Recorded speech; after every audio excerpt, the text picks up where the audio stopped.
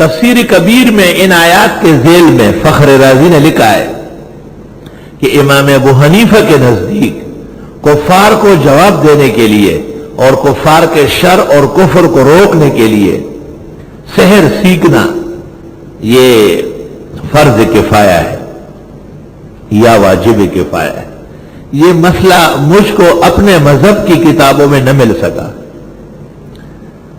اور فخر رازی نے لکھا ہے ان آیات کے ذیل میں تفسیر کبیر میں فعلی المتبصر فی الفقہ والتخصص ان یتجسس هذه المسئلہ فی مطولات الحنفیہ واصولها وفروعها۔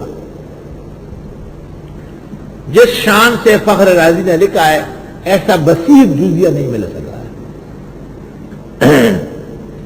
فقہ دو ہے، ایک چھوٹی فقہ ہے، ایک بڑی فقہ ہے۔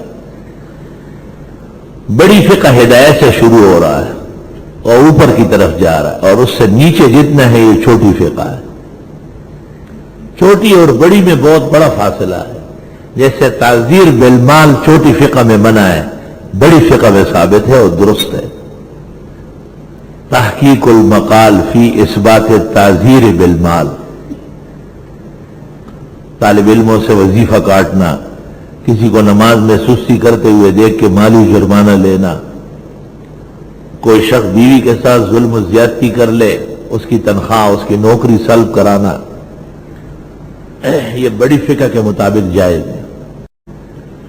جو شخص روز فجر کی نماز کے بعد 3 دفعہ سورہ فاتحہ، 3 دفعہ آیت الکرسی اور 4 کل 3 مرتبہ اور اخیر میں درود ابراہیمی 3 مرتبہ پڑھے اور دائیں ہاتھ پر دم کر کے سر کی چوٹی سے پورے جسم تک ہاتھ پہنچانے کی کوشش کرے جہاں تک پہنچانا چاہیے، اللہ اس کی نسل و اولاد پر بھی سحر نہیں ہونے دے گا۔ نہایت مؤثر عمل ہے، سب کو اجازت ہے۔